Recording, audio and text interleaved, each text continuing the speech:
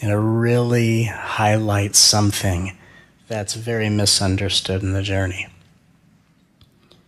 Because when we can have clarity by looking at something maybe in a different way, it can bring so much clarity to where there's often confusion. And today, I think, we are going to clarify one of the most misunderstood things in the entire spiritual journey and in all of existence. Ooh. We are going to have a fresh and different way of clarifying something called ego. Because it does need clarifying. Because as an energetically sensitive being and as an empath, I have had experiences throughout my life, like I'm sure you have, that may not always match the way some teachings will interpret things. And it's no one's fault, because all teachings are going to speak to whoever they're meant to speak to. But what I find to be a very big barrier in the spiritual path is that there are teachings that are there to appeal to whoever they're meant to appeal to, and a lot of people try to make certain things fit that don't match their experience. And we don't often have the confidence to say, that teaching doesn't fit with my experience. It's wonderful when I've talked to people and they say, yeah, I learned this, but it didn't make sense to my experience. That is a tremendous amount of confidence, a good kind of confidence.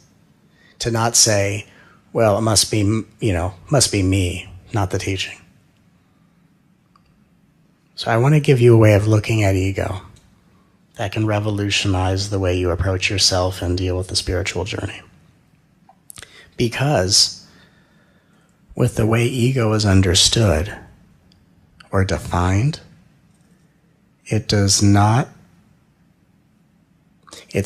defined with an understanding of the soul. Because the personality is not of the mind. The personality is of the soul. And I've personally had experiences of going into realms of heaven, speaking to souls after they've already crossed over, assisting in guiding souls through the processing line into heaven, and communicated with them after they've begun to learn in the afterlife what they didn't learn during their incarnation process. And when you meet with souls who have already crossed over, and they still appear in a form, even though it's a light body form, and they still have personality and quirks of who they were when they were in their human incarnation, you realize quite honestly that the personality is of the soul. It's not an ego trip. And so very often on the spiritual journey, we try to understand ourselves in the world we live in, and we try to understand reality. And along the way, we wind up apologizing for having personalities, or think that it's our job to unravel the personalities out of our being, as if it's some substandard level of consciousness, as if we should aspire to be like spiritual statues. As if the purpose of all this is to figure out a way to not be affected by the life we came to transform. As if the objective is to practice not being affected and moved by life, as if that's any form of achievement. Oh, look, those people arguing over there, I don't even feel it. I'm not even blinking right now. Look at me. Look how wise I am. Is that what this is supposed to be about? No. Look how spiritually removed I am. Look how insightfully withdrawn I am. Is that what this is about? No. That ain't it. And the big surprise is for people that think that's what this is about, and they actually find a way to supposedly master that. And as they master it, they go, oh my God, I thought this is supposed to do something. And they're confused because they've mastered practices and teachings that, with no disrespect to anyone who teaches these teachings, are designed to fail you. And the people that teach them don't know that. And the only way for a teacher to constantly find and transmit teachings that will help you is when they themselves have never stopped in the aftermath of any of their realizations and not dug any deeper. For those who keep looking even after realization or even after enlightenment and continue to discover without stopping and saying, that's the end, I'll stop right here and this is what I'm going to teach. It's very useful, but it's not the whole picture. And in my journey, I did not stop until I found a truth that satisfied me, and nothing satisfied me. And it wasn't even that realization of, oh, of course, nothing can satisfy the eye. It wasn't even that. It was, there was something unexplainable in me that says this is not it. And especially when I'd meet with other people or teachers, they'd say, no, just stop right there. That's when I knew. It didn't smell right at all. Whenever someone would say, just stop right there, you got it. Oh, no, I don't. Oh, no, I don't. We've only just begun. And I dug and I searched and I inquired until I found what I'm going to share with you today. Because it will change everything, I assure you. So the personality is not what ego is. And if we think that ego is personality, it almost creates this opposite form of ego, where instead of it being fed by how spectacular it thinks it is, it's fed by how inferior it feels to others. So you can have an ego and it not be this boisterous level of arrogance or confidence. Because an ego can be fed to be better than others, or it can be fed to be less than others. And like I've said in other videos and throughout my teachings, we have to keep inquiring into the deeper levels of existence and throughout the mysteries of time and space, because with respect to teachings, if a teaching is not teaching you how to refer to yourself and speak to others the way you'd speak to a 5-year-old in pain, what's the point? Like if you have a teaching that's training you to meet your ego and say, get out of here, ego, would you say it to a 5-year-old? You wouldn't. How is that insightful to speak to yourself in a way you wouldn't talk to a child? How is it insightful to be trained to speak to others the way you wouldn't talk to a child? Because the highest teachings are rooted in love, and the highest teachings must teach you how to be love in action under any circumstance. I don't care if you're confronted by your ego, your noisy mind. I don't care if you're face to face with the devil itself, whatever that is. Love has a way of operating. And love does not meet anything with distinction. It meets everything with openness. And that's the most radical path in existence. And so I had to scour endless dimensions of time and space because I couldn't figure out this ego thing the way it was being explained. It didn't make sense to my experience. People would say ego is a personality. Doesn't make sense to me. I've met beings in the afterlife, self-personalities. Can't be that. They don't have minds anymore. They're just unique expressions of consciousness. And throughout my discovery, a lot of you have heard me say that ego is the identity of an overstimulated nervous system. And that as the nervous system gets conditioned by the world and goes into a state of overstimulation, that identity that arises is ego. And that's true. But I kept going in my search because not even that satisfied me.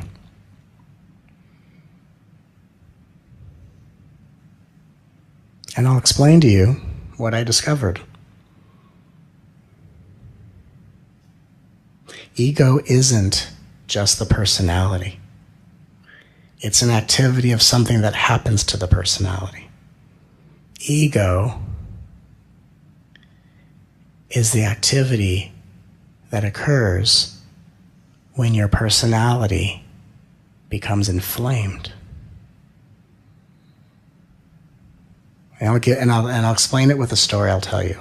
When I was a child, I had very prominent allergies. I was allergic to the environment, and I was allergic to a lot of food. Different foods I couldn't eat. Because when I did, I would experience what's called as an inflammatory response. You ever heard that word, inflammatory response? Where your body kind of puffs up, especially your digestion. If you eat food that your body is allergic to, that your body is signaling this is toxic to us, your body will go into a state of inflammation. It will get inflamed, and you'll have an allergic reaction. So what if ego is not personality, but ego is a personality under constant inflammation? An inflamed personality. And when your personality becomes inflamed, your perspective of life becomes exaggerated. And you're not seeing things as they are, you're seeing them the way you think they are. And through this discovery, it allows us to have more compassion, because we don't just look at someone and go, oh yeah, look at that ego. We go, oh my God, look at that beautiful personality, it's inflamed. Like, you ever seen like a little kid that just out of nowhere just bursts into a tantrum, and the parent goes, this is not who they usually are. Right. That's not little Johnny. That's not little Johnny's personality. Little Johnny's an angel. But when little Johnny gets inflamed, all of a sudden a monster comes out. Do you see what I'm saying? Or kind of like when I was a kid, and there was friends I would want to go play at their house, but I knew that sometimes at the friend's house there would be like dust and things that I'd really respond to with allergies. And so I'd have that experience of, oh God, I want to go over and play with my friend, but oh, there's those environmental things. And it was almost like I would dread it because of the allergies I had. And isn't it the same thing with ego, where you go, oh God, I can't wait to go to so-and-so's house. But when they start talking about politics, they become something else because the personality becomes inflamed. Does that make sense? So here's what's interesting about this. We are all souls. We've decided to incarnate into this timeline to assist in the awakening of humanity. What looks like our individual journey is actually the journey of all journeys, that we are all simultaneously working out the collective unconsciousness that seems to appear as one person's journey. So your progress in working out your individual journey is your contribution to transform all journeys for everyone. And when you come into a planet, you get integrated into a family, you become conditioned to take on the very patterns of ego that the world has been exposed to, so that when your time to wake up occurs, as you wake up, you send energy out to wake everyone up, right? That's the plan. So if ego is the inflammation of the personality,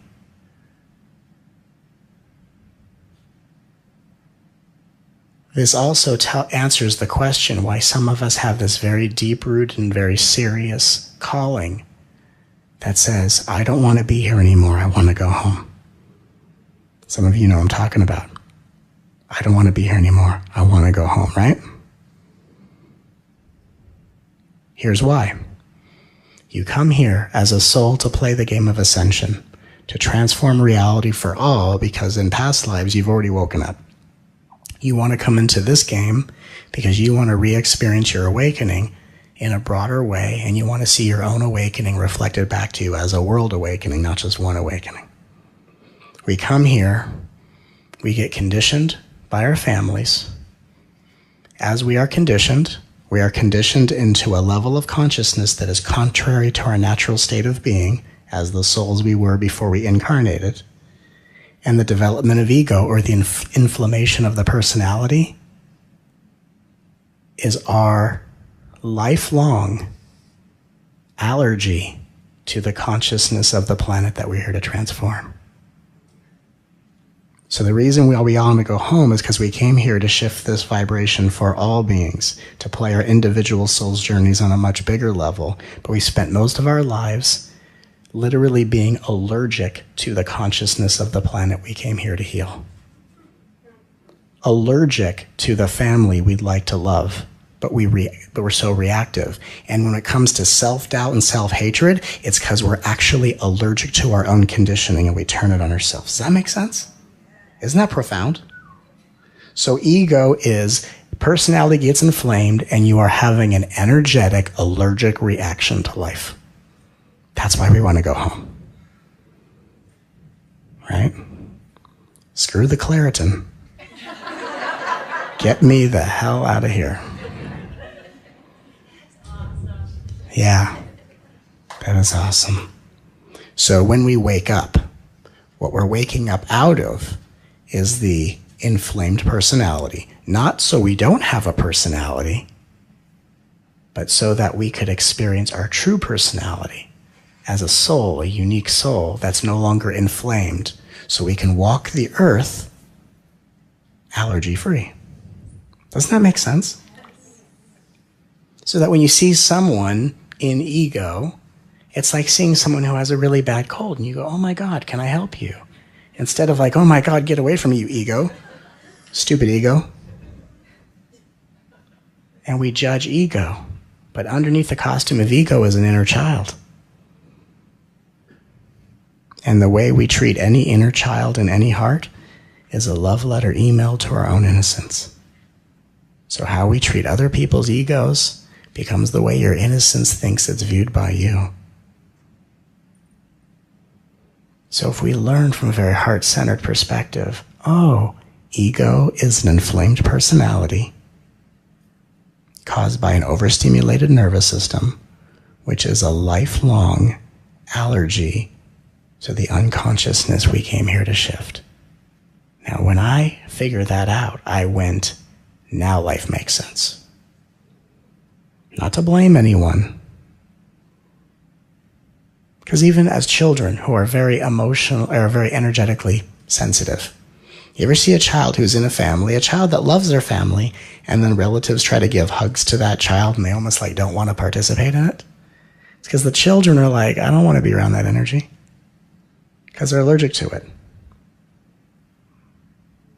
They're allergic to ego. Because children still have the freshness of heaven. You almost can smell it, right? They still smell like heaven. And they don't know what they know, but intuitively their instincts are razor sharp, right? A relative says, oh, come over here and give your relative a hug. And the kid goes, And kids have that really smart insight that they don't know they have, and they have this, they give a hug to the relative, and they have that look like, I think this is more about you. I'm not really getting much out of this. I think this is for you. Yeah. That was me. I didn't want to give anyone a hug. Because the energy within people I can feel very clearly. And so it felt like being attacked by an octopus. And each and every time I'd give some distant relative a hug, I would have that feeling of, this is totally for you. I'd sit there and go, oh, doesn't that feel nice? No, it doesn't. Because the allergy in me was very pronounced. But there was something in me that made this different. I never wanted to go home. I've never had that feeling I want to go home. Because something in me was like, no, I'm going to figure this out. I'm going to figure this out, and I'm going to help other people figure this out. Because it needs to be figured out. And when you realize your spiritual journey is about raising your vibration, awakening your consciousness, and opening your heart, why? So you can be in a world where you're helping to transform life for other beings without being allergic to the unconsciousness that they're resolving on their own journey. Now, to me, that makes everything a lot more clear. And so If ego is the inflammation of the personality or an inflamed personality, which causes your consciousness to be more exaggerated, right? You swing back and forth between highs and lows often. One moment you're ecstatic, then you're crying. I'm on top of the world. Why does everyone hate me? 10 minutes later, oh my God, I'm back. I'm back, baby. And these are the ups and downs of ego. There are actually 4 different types of inflammation, or 4 different types of ego I want to explain to you. Because again, this will just make it all so clear. And again, there's something wise and true in all these four kinds of ego. It's not that it's not like it doesn't have its insight. But it's that when the insight gets exaggerated and inflamed, it becomes dramatic and unhelpful and painful and messy. So the first kind of ego or inflammation is called righteous inflammation. Ooh. Especially in a spiritual journey. A spiritual journey it can be about insight, it can be about enlightenment, it can be about healing. A spiritual journey can be about a lot of things. But if you're not really understanding the inflammatory response of the personality and understanding that, then you can actually feed yourself a lot of spiritual wisdom and create a whole different kind of ego called righteous inflammation. And righteous inflammation has its truth to it, right? First of all, what's righteousness? Righteousness is when you need other people to be wrong in order for you to be right.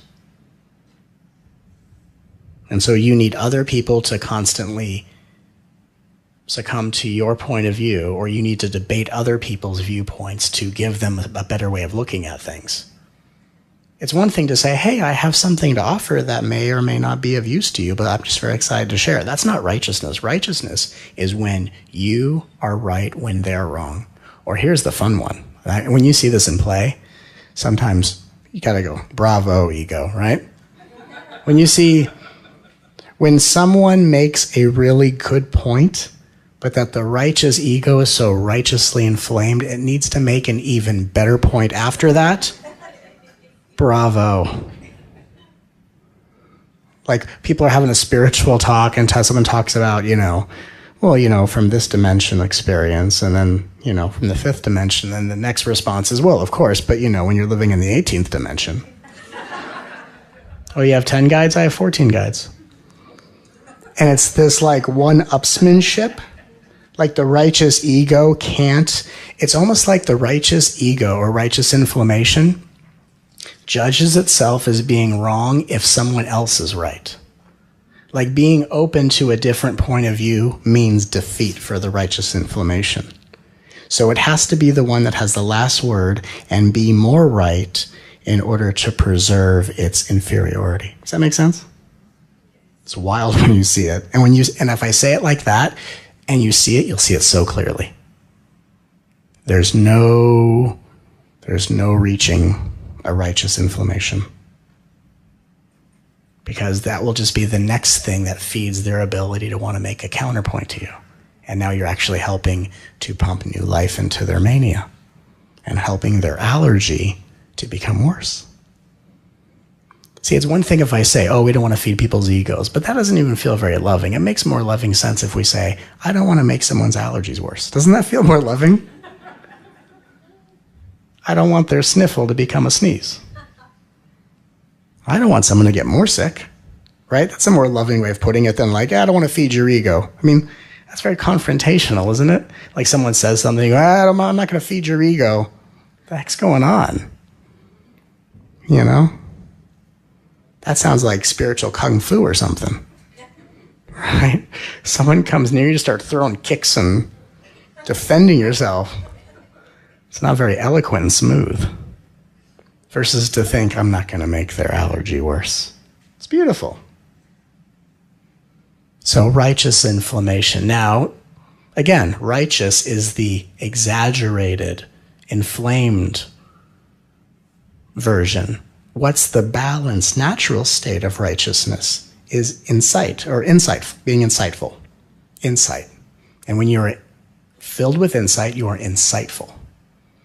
We are all insightful. We all have wisdom. We all have lived many lives. We all have many things we've learned, and we have many things that we can share with each other that can help inspire one another to be greater than we've ever been.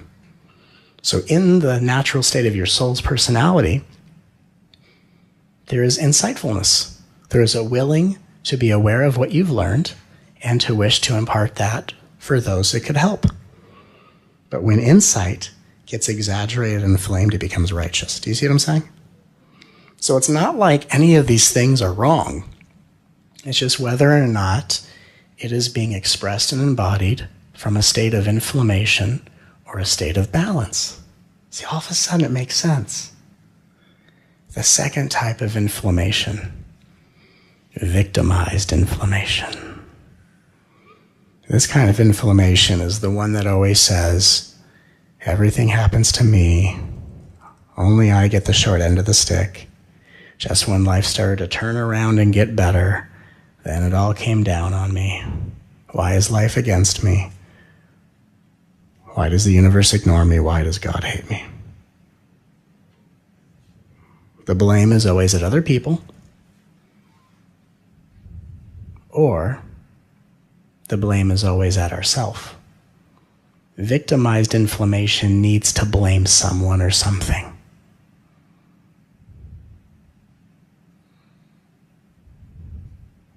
Now, that's the exaggerated expression. What's the natural state of the soul where there's some truth to that? It's not victimization.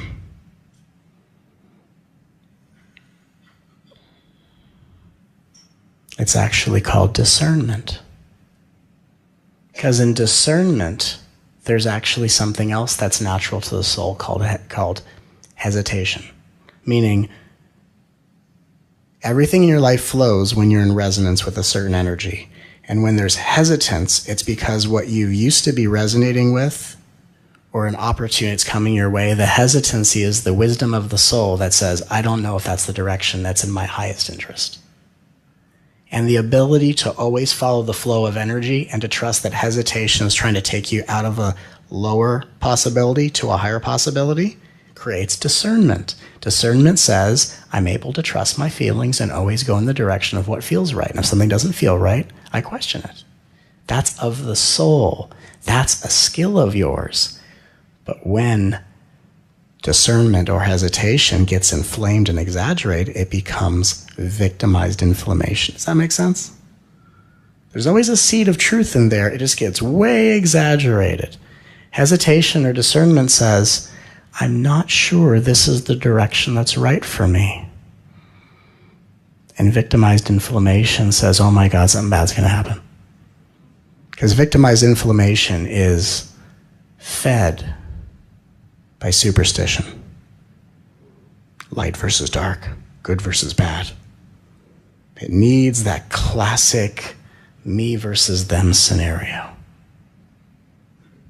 And when your nervous system unwinds, and when the personality is not inflamed, instead of believing that you're constantly being victimized, it's more of a sense of discernment.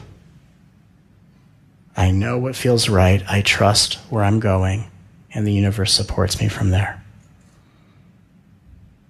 Third kind of inflammation. Oh, it's a fun one. It's called entitled inflammation. Entitled. Entitled is, and it's a very specific definition. Entitled inflammation is where you think that everything belongs to you at the expense of other people. Again, there's a truth in that. So when it's not exaggerated into entitlement, like everyone should serve my every move, and if they're uncomfortable, screw them. That's entitlement. I'm not aware of their pain, just serve me, entitlement. But what's the truth in entitlement? In a balanced nervous system and a relaxed personality, the truth of entitlement is called worthiness. I'm worthy of being served. I'm worthy of receiving abundance. I'm worthy. You are all worthy of these things. But worth doesn't have to force or assume that everyone should stop everything they're doing to serve you, or to be oblivious of the fact when people are being inconvenienced as a way of serving your every whim. So there can be worthiness without entitlement. Entitlement is just one of the ways the inflammation reveals itself when the nervous system gets overstimulated. And the final kind of inflammation, it's called needy inflammation. Needy inflammation. This is the kind of inflammation where if you're speaking to someone and you're listening to them speak and speak and speak, they will walk away feeling as if they weren't even heard. Needy means it's never enough. You never spend enough time with me. You never give me deeper eye contact. You're not giving me your full attention. And if it's a spiritual and needy inflammation, are you being fully present with me? Oh, it's tricky. They pretend to be the fully present teacher, the amateur fully present teacher in your life. I don't think you're being fully present with me. I don't feel that. Says the inflammation that will never have what it wants. Typically, this kind of inflammation is what people call energetic vampires. They latch on, they can't get enough, and it's never enough. Needy inflammation. Whoa. But there is a seed of truth deep down in there. So what in a balanced nervous system, the neediness is not so needy and grabby. It's actually called openness, meaning I'm open to connecting with the soul of every person I connect with. I'd like to gaze deeply into the eyes of who I meet and see the beauty. I am going to be fully present with who comes my way. But see, when your personality gets exaggerated through this inflammatory state, it's not just the willingness to connect with someone, it's what I need from you. And you must give it to me or I will be very disappointed. And then I will then blame you for what you couldn't give me. You see? And the allergy or the calamity continues. So what if we looked at all these different types of inflammation and said there's a little bit of truth in all of it. It's just an exaggerated state of consciousness where we fight, negotiate, and defend, not realizing that we're lost in this really out of touch level of perception because we haven't seen that we originally came here to transform the unconsciousness, and we're lost in a lifelong allergy to it.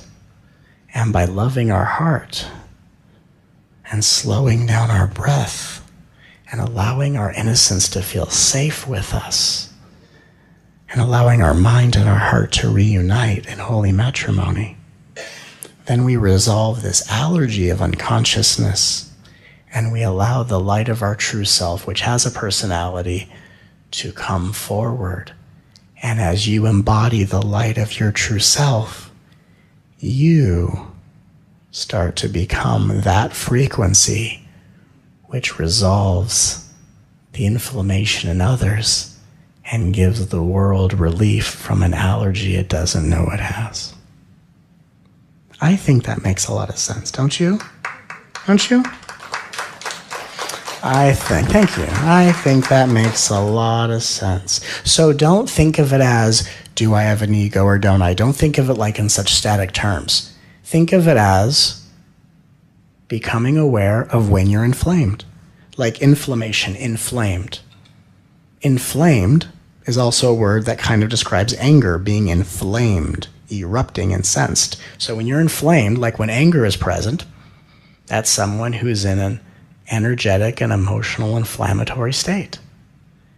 Kind of like if you've ever visited someone who's in the hospital, and sometimes you either see qualities of them you never knew were in there, their innocence starts to come out, or sometimes people are having such a horrible time, just sitting still or surrendering that they're just not a happy camper. That's the inflammation of ego. And when you're at the hospital and see someone and like, oh, I've never seen him so peaceful, I've never seen him so loving, it's because they're going through the very surrender process that we go through spiritually. Except for them, their spiritual journey is in a hospital bed. And so just in the same way that if you had dinner with someone and you got along with them, but whenever they either talk about politics or when it comes to money or they drink too much, they become a different person.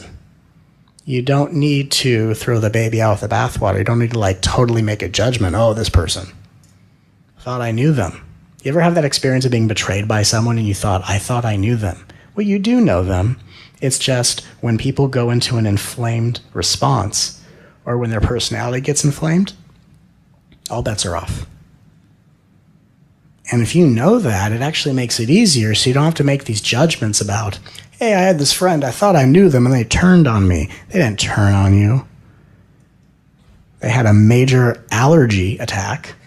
Their personality got really inflamed, and then all of the sense went out the window.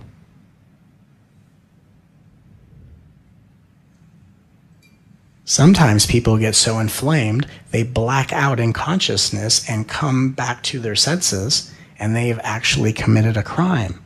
And then they're sent to these really wild meditation chambers called prison, where they get to think about, God, when that happened, I wasn't in my right mind. Now I'm here in this situation because they're not as inflamed as they used to be.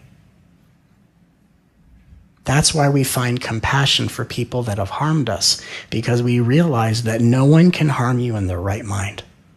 Every single person that has harmed you with an inflamed personality. And they weren't who you think they are when they were doing that. That was when the personality got inflamed, everything got exaggerated, and the subconscious mind says, me versus them, hunt or be hunted. And it gets real primal.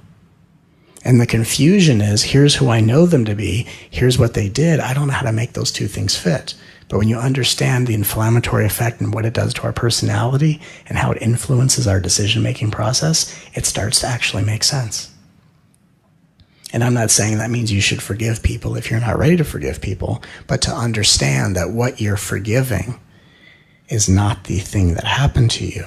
You're understanding what happens to a human being and what causes them to be willing to do such a thing. Does that make sense? Doesn't make it right. Doesn't take away from what happened. Thank God you survived it. But there is an understanding that starts to really open up something very deep in you, and it gives you compassion for everyone's journey. Because walking around pointing out everyone's ego and being like a lieutenant of the ego police is not what the spiritual journey is about. And in the very beginning of my career, I would say probably before I started teaching, I spent a very little time in that level of consciousness as a lieutenant of the ego police, because it's a stage we all go through, because you're hyper aware of conditioning and you're pointing out in your own mind the conditioning of all these people. And I found it really interesting, because I would be around groups of people and I thought, well, what's the point of spiritual awareness or insight if I'm just putting people under a microscope and I'm just putting them into categories like I'm some sort of mystical psychologist? Why is that what we're supposed to be? Like walk into a party and getting hors d'oeuvres? Yep, father issues. Yep. Yep. Never got the dog they wanted. Yep. That's why they're that way. That's not what we're here to do. If we're aware of the inflammation of others, we show compassion for them. Why? Because if you don't show compassion for the inflammation of others, their inflammation inflames you. And then we all have allergies. And there just ain't enough tissues in existence for us all to have allergies. So let's wake up and start sparing people of their own insanity. Because I came to a really radical conclusion early in my journey before I started teaching. I was at a family function. And I said to myself, here I am, a very energetically sensitive person. And this was after I've had a lot of spiritual awakenings. I mean, it wasn't the extent of my journey, but I had, at that point in my early 20s, had a lot of spiritual experiences, mystical experiences. We're talking to the ascended masters on a daily basis. I mean, having a lot of really experiences that a lot of people may not even think are real because based on their, what they believe. But I mean, I was having some really transcendental experiences, some life-changing experiences, things that had been so powerful that it reshaped my entire reality. It's how powerful it was. And here I was asking myself a really crazy question. And the question was, what does it matter how many experiences I've had where every person I meet, I put them into a category? And I'm so energetically sensitive and I'm so wise. And I can't seem to get along with people that know less than me. What the hell is it all about? Who cares? Who cares about insight? Who cares about spiritual experiences? Who cares about spirit guides? At that point, that's when a revolution, which would become the love revolution, began in me. Where I thought, who cares about all this crap? All I'm doing are putting people in categories and not able to get along with people unless they talk about the crap I want to talk about. And all I do is I sit there and do this, waiting for them to ask me about me so I can talk about the shit that I'm amused with. And then when they talk about, and then when my conversation topic polarizes them because maybe spirituality isn't something that they're ready for, all of a sudden I go, yeah, you must not be ready for this kind of. And what arrogance. What delusional arrogance. And I don't say that against myself, because I spent a very small amount of time at that stage. Thank God. Thank God I worked it out pretty, just because I saw it. It nauseated me completely. And I wasn't nauseated with myself. I was nauseated with my behavior. And it was behavior no one even knew I existed. It wasn't external, it was internal. But I was nauseated by the fact of, I go to some family function, if people aren't asking me about my amazing spiritual quest, I'm bored out of my mind. I have no interest in listening to them. And later I would look back and realize that real spiritual maturity is when anyone's interest can be as meaningful to you as your deepest, most meaningful experience. Meaning, a really enlightened being will listen to someone talk about shopping for shoes, and it will be as important as the liberation of the soul. That's real growth. And in my early 20s, I didn't have that, and I caught it. Because if you're very adept, you can sniff it out, and it reeks. And then at the end of the night, how was your experience with your family? And the it was good or bad was dependent upon how many people asked me about my life and would dare to listen to the stuff that they have no idea what I'm talking about. And if I had to sit there listening to people talk about what I thought was inane, material nonsense, so painful with the family. And I didn't see that they were teachers of mine. It was God dressed up as seemingly oversimplified human beings saying, wake the hell up. Wake up.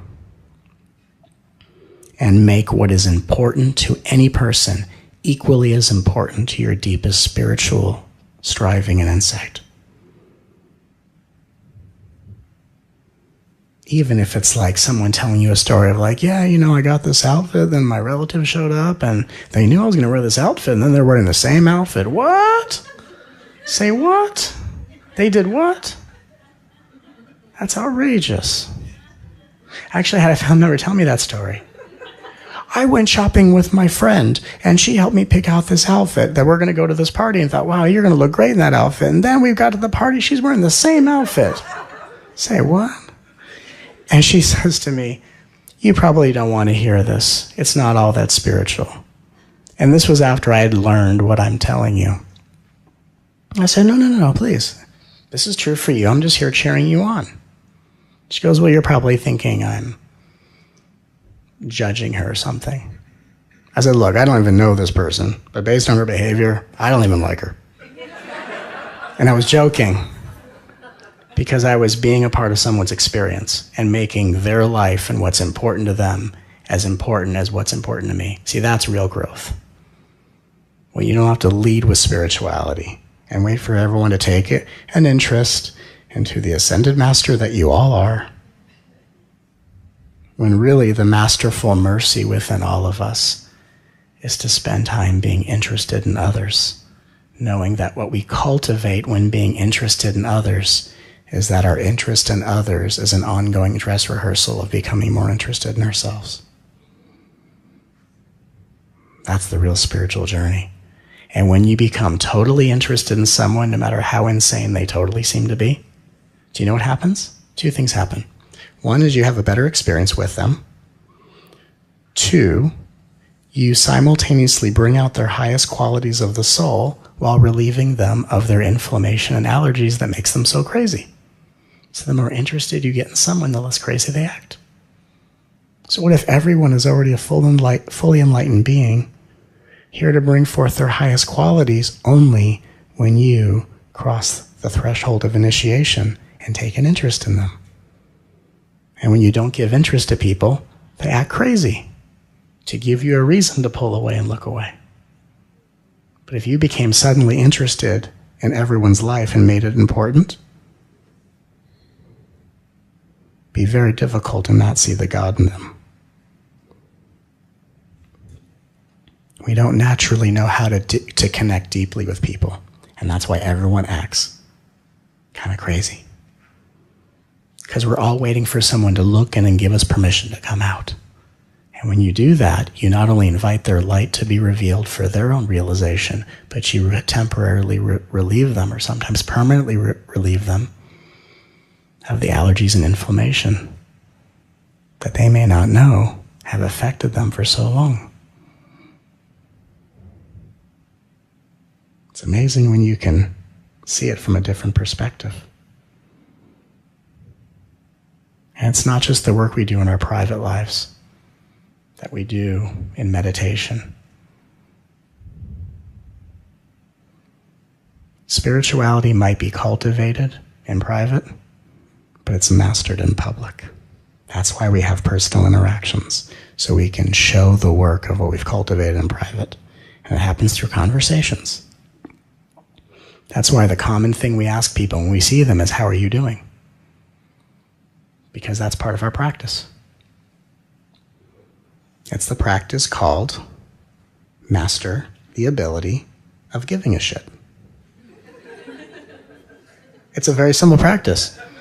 Hey, family function. Hey, ascended master in form. Here's the deal. Your practice is to go there and give a shit. Go for it. That's really what it is. Who should I talk to? Doesn't matter. Just give a shit. That's the instructions.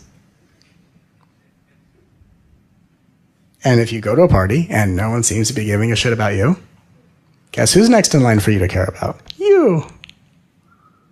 Very simple. That's the uncensored version of Whatever Rises Love That. It's called Give a Shit. Will not be in the book. It won't be in the book, but it'll be in the video.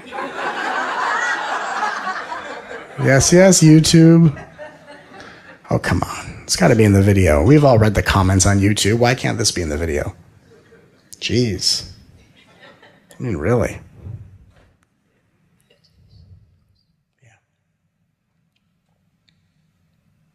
Can you just feel within yourself that even as I just transmit this energetically and speak about it, that it already starts to change things within you?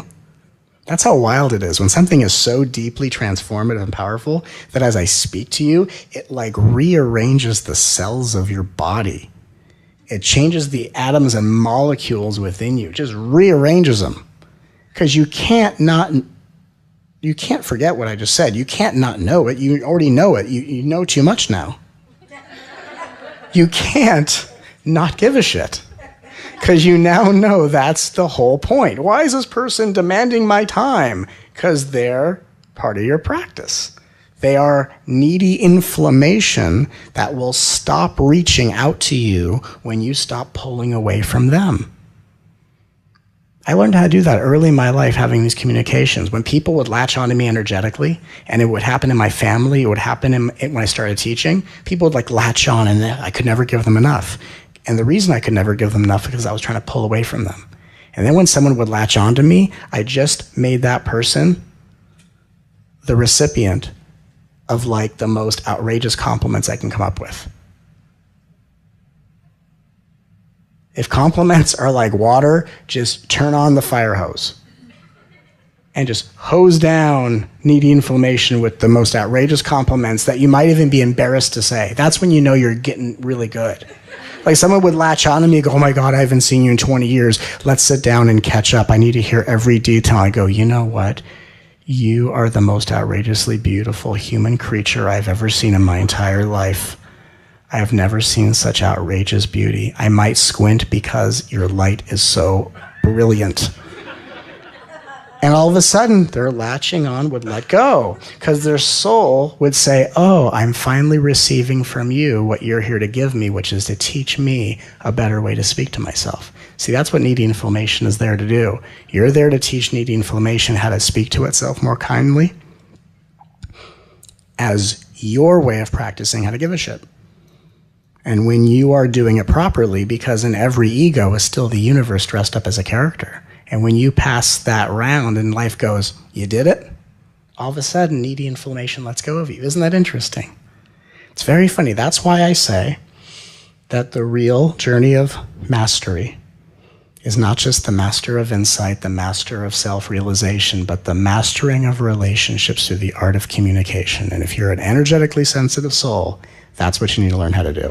So when you get around all these different inflammation types, you don't get toppled by their energy, you don't get dominated, and you don't get to that position of, I don't know what to do, because whenever an energetically sensitive soul gets around another and is like bombarded by the inflammation, what we naturally do is we do this subconscious defense move. And the defense move is, in order to be less bombarded by their energy, I subconsciously lower my vibration to match their mania, and now we both have allergies. And we match their vibration, and then we spend time at that unconscious level, and we become more allergic to ourselves in the world.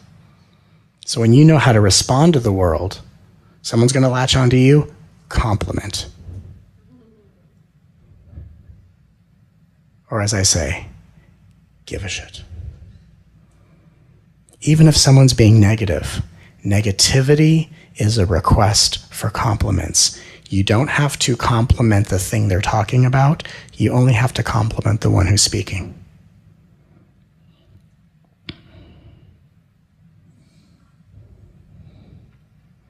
Even if someone says, yeah, you know, I've got this going on and my life's going to hell and nothing's right. This happened to me once. I was at a function and I said, how are you doing? They go, how am I doing? And they gave me the list, right? Got this going on, I lost my house, all this stuff, just this list of like catastrophe. And what they said to me was hilarious. And this is when I started teaching. And I wasn't trying to say anything spiritual. I'm just listening to this list of stuff. And they turned to me and they go, yeah, so what does Mr. Spiritual Teacher have to say about that?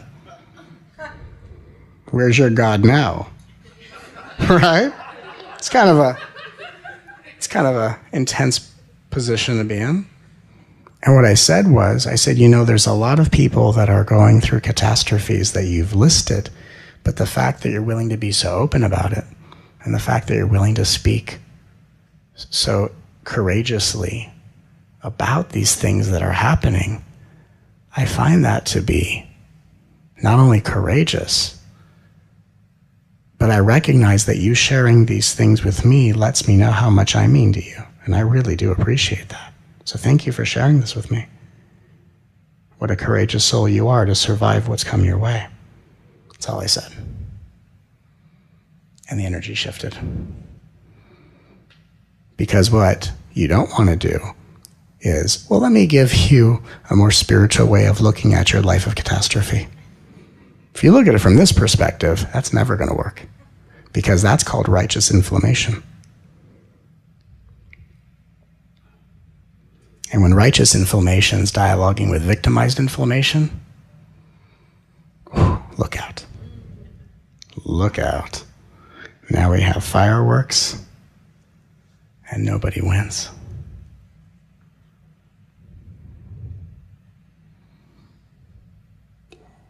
So when we're dealing with ego, it's learning how to speak to ourselves and others as we would a child. Knowing that ego isn't something we're in or we're not, it's when the personality gets inflamed, your consciousness becomes exaggerated. And through righteousness, victimhood, entitlement, and neediness, we are disappointed by what others can't provide us and unknowingly withhold from ourselves what only we can give to us. As we start to wake up and realize this truth, by relaxing into the body and opening our heart and entering the heart of surrender by loving what arises, we not only transform our lifelong allergen that no longer puts us at odds with the planet, but we begin to cure others and relieve others of an allergen so that we can all breathe easy and no longer sniffle our way into the light of our highest destiny.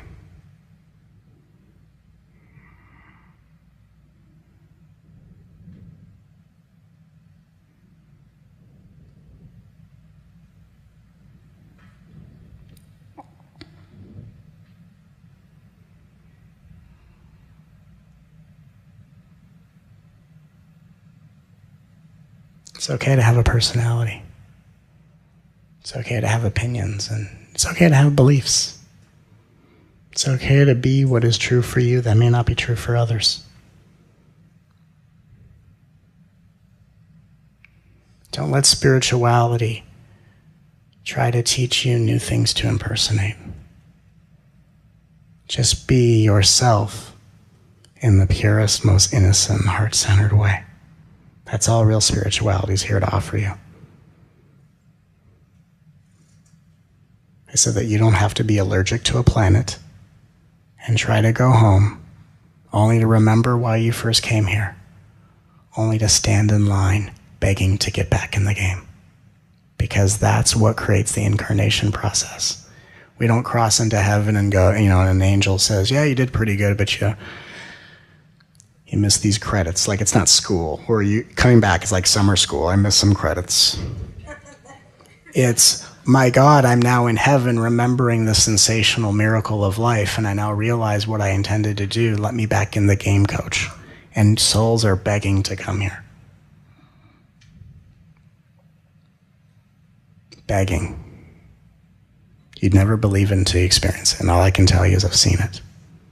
Because when you're a soul, and when you're in heaven, you now are no longer obstructed by allergies, and you realize the bigger picture. And then we want to come back over and over again.